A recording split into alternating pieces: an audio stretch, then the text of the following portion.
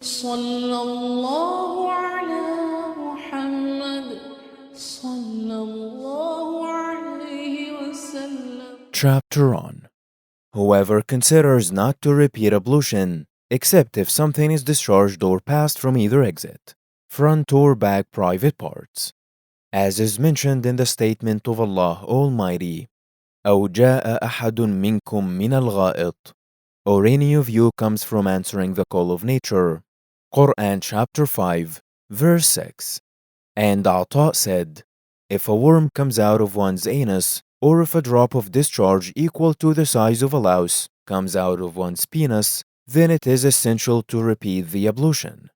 Jabir ibn Abdullah said, if one laughs in salah, prayer, he must repeat his salah and not the ablution. Al-Hasan said, if someone takes out, cut, some of his hair, cuts his nails, or removes his leather socks, he is not to repeat his ablution.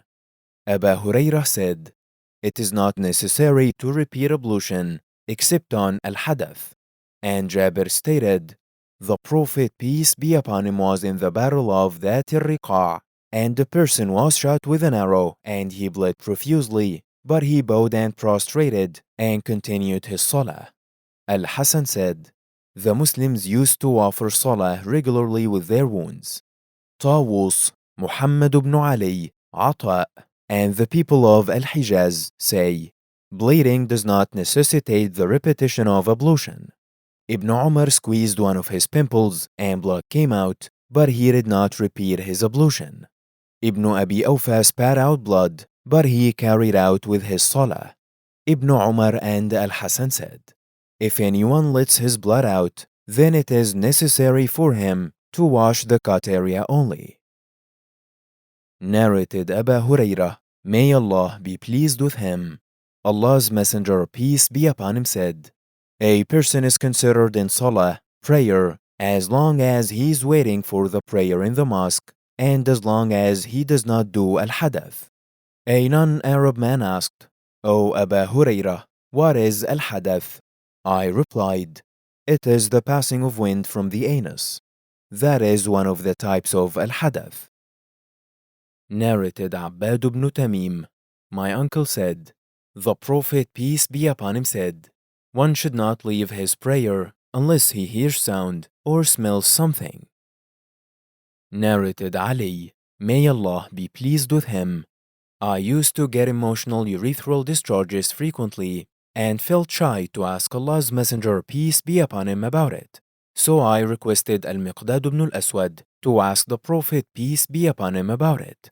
Al-Miqdad asked him, and he replied, one has to perform ablution after it. Narrated Zayd ibn Khalid, I asked Uthman ibn Affan, may Allah be pleased with him, about a person who engaged in intercourse but did not discharge.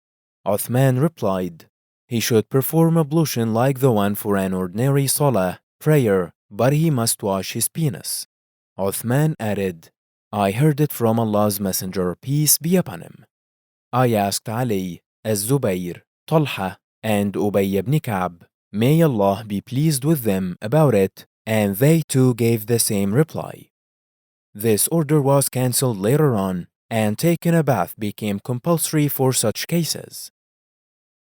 Narrated Abu Sa'id al-Khudri, may Allah be pleased with him, Allah's Messenger, peace be upon him, sent for an Ansari man who came with water dropping from his head. The Prophet, peace be upon him, said, perhaps we have forced you to hurry up, haven't we? The Ansari replied, yes. Allah's Messenger, peace be upon him, further said, if you are forced to hurry up during intercourse, or you do not discharge, then you should perform ablution. This order was cancelled later on, i.e., one has to take a bath.